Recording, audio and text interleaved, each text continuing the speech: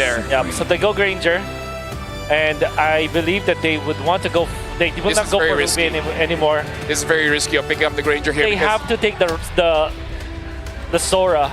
Yeah. They have to pick it, but then again, the Valentina for Aurora is available. They're not tanky. That's part of the problem as well, right? They have a Kalia, they have a Jushin, a lot of crowd control here. And then they might be locked into the Phobias, which is gonna be bad. But or Charizla. Hopefully they're not tempted to that. I think the best choice is the Sora or Alice for Alter Ego. Yeah, both seem pretty good to me. I think Alice in particular, I'm leaning more towards. I think it's over, boys. This is a rough one. A very rough one.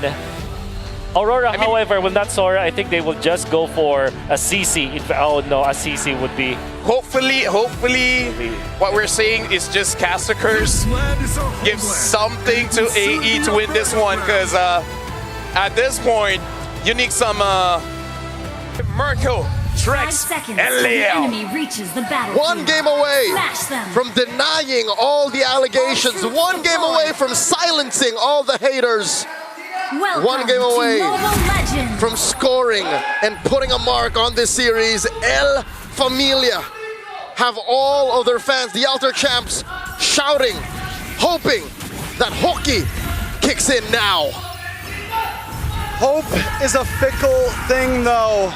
Alter Ego Esports need to be able to pull this off with their own determination and skill at this point, and Aurora Gaming has just been so strong, have just been so clean from draft to execution.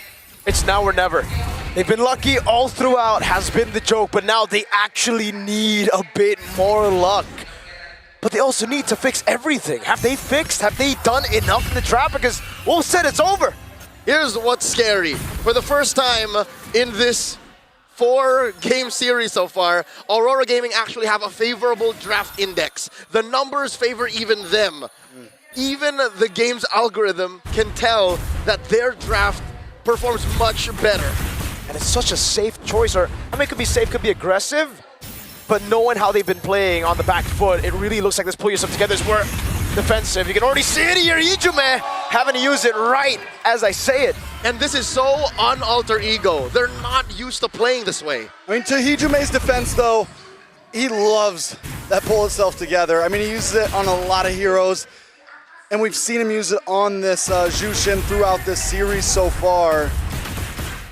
Up in the top side, Arfi, is he finally going to have a time to shine on this Granger? I wonder if he's going to go for an early Sky Piercer once again, or just take the normal build route. In addition to possibly Yasuke and Hijume in mid and in the jungle, Aurora Gaming might have countered and cornered Arfi into playing marksman, which, again, he's okay with, he's good at, but against Dominkite, he struggles with.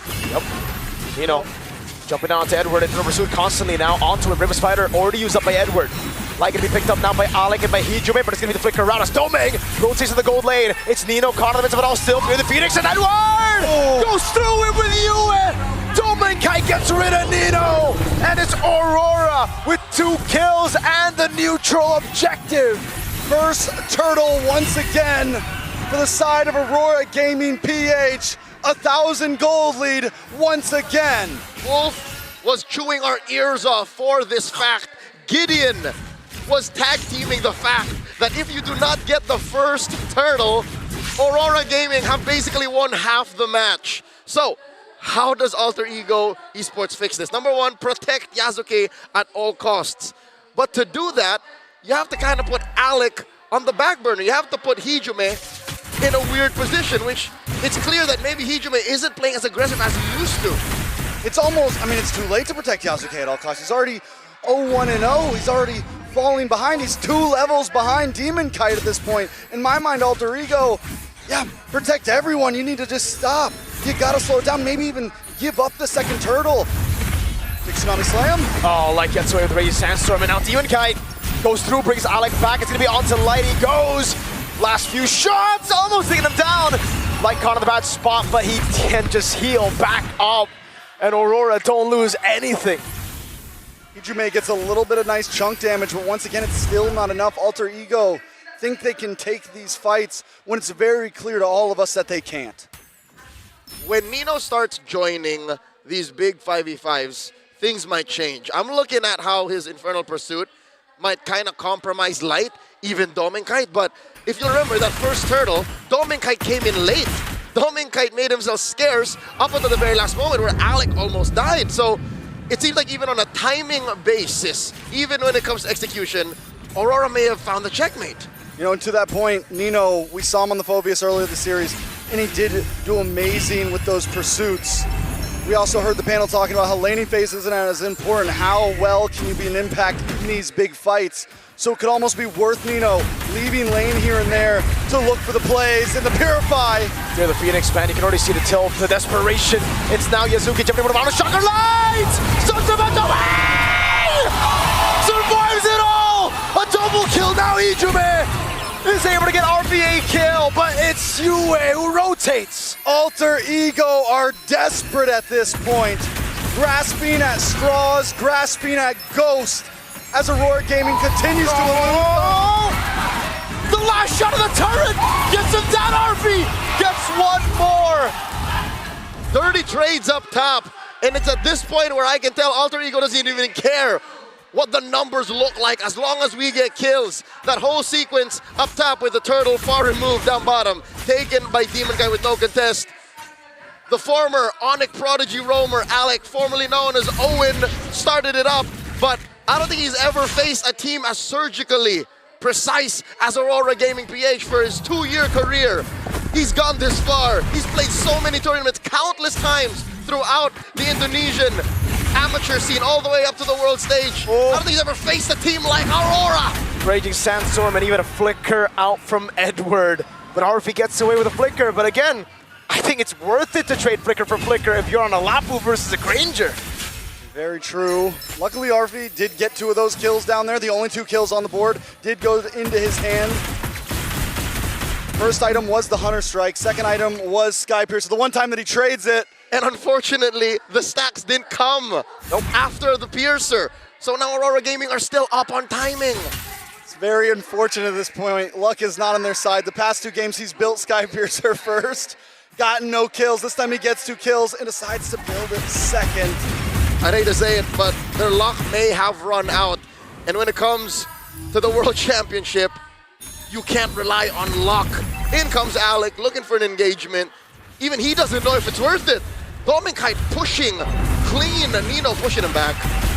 Went for the lane swap. Nino all the way up at top side. They want to fight for this third turtle. The final turtle with Demon Guy holding on. Phantom Steed info. In he comes. Dark Wave canceling it. Raging Sandstorm will make her with 30 the Phoenix. Everything using the backline. RP does not have flicker to get torn through by Aurora! And Nino's gonna drop next. Yasuke on the run. That's what you call an Aurora avalanche. A force of nature plowing through El Familia. 4,000 gold up, 7.5 minutes in. Alter Ego can't catch a break. Yasuke, he's down 1,000 gold. Alter Ego just walking into a brick wall, walking into the avalanche right now, thinking they can man it. Even at that last play, they go for the turtle. They feel like this is a do or die situation when maybe it really wasn't.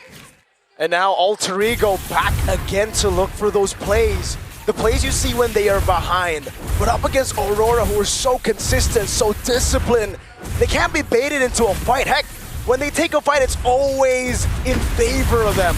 Now Nino, he can't even go for it. He lands the Dark Wave, but he knows better than to jump on Domeng. Even with Yasuke in his wake, Yasuke is not in a fighting form because they can't see where the rest of Aurora are. And you know how it is. If you can't see your opponents, chances are they're just nearby. Yasuke does get away there.